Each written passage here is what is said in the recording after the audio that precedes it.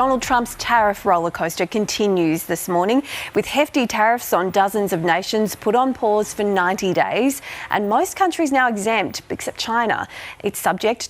Most countries now subject to a 10% fee, except for China. The US president is hiking tariffs on goods from China to 125% after Beijing hit back with its own 84% fee on US imports. Now, the 90-day pause is likely to provide little relief for Australian exporters who were already subject to that 10% figure, but it is good news for Norfolk Island, which had inexplicably been slapped with a 29% tariff. US stocks have unsurprisingly leapt on the latest news after days of turmoil across global markets. Justin Wolfers is a professor of economics and public policy at the University of Michigan, and he joins us now. Justin, good morning. Well, good evening for me, but yeah, yes. G'day. Good morning for us, good evening for you. Thank you for making time for us. What do you make of this pause on higher tariffs for dozens of countries? Is it a huge surprise given what we've seen on the markets? Well, obviously, it was news, and it was very welcome news. You saw American stocks really skyrocket. It would be easy to think about this as being purely about the Trump reversing course on the tariffs, but actually I think it's a little simpler than that. Markets are sighing relief. What they've learned is this is a president who, when he's steering the economy headlong into an almost guaranteed recession, he will actually blink. And that's a relief because we saw this happen a lot during the first Trump administration, but we were pretty worried. During the second Trump administration, he's a little more unmoored and certainly showed no signs before today of being willing or able to reverse course. Yeah, we've seen a huge rebound on financial markets.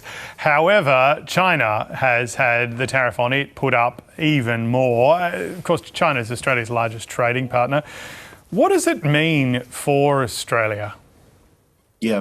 So this goes in a lot of different directions. So one of the things, if the US is no longer going to be trading with China, that means China is going to be a whole lot hungrier for trading partners. And that makes all the countries in the region substantially more attractive and more important. So what I think you're going to see is Chinese businesses looking to offload product in Australia, and that's very good news for consumers.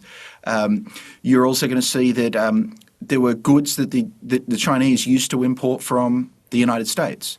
They're no longer going to be able to do so. Are there markets there that present opportunities for Australia? So that's the really good news part. This is the US putting itself in the corner. It's leaving most of the rest of the world to trade with each other. The more painful part for Australia will be, it could be that this causes the Chinese economy to slow or enter recession. And there's, of course, as you know, the Chinese buy a lot of Australian products, and a Chinese downturn would definitely have negative implications for Australia. So we might get cheaper cars maybe, but it might be bad for the economy. Australia's still facing a 10% tariff. Our relative advantage compared to some of the other nations is now being eroded. Do you think the next step might be carve-outs and exemptions for countries maybe like Australia, maybe the UK, maybe somewhere like Brazil as well?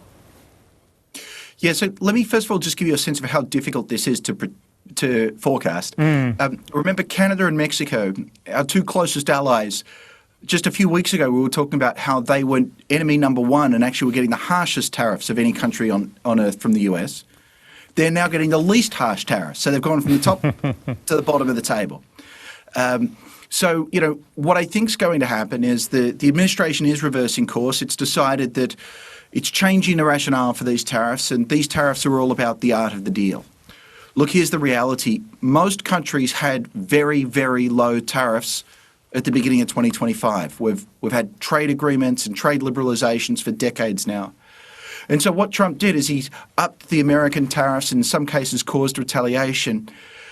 Then he's going to sit down in the room, and if he's remotely competent, given that previously tariffs were very low, hopefully he'll be able to negotiate tariffs back to being very low again, which means I think that for most countries, the long-run outlook, it's going to require a flight to Washington and telling the king that he looks particularly handsome today. But the long-run outlook will be that they'll be able to get back to where we were just a few short weeks ago.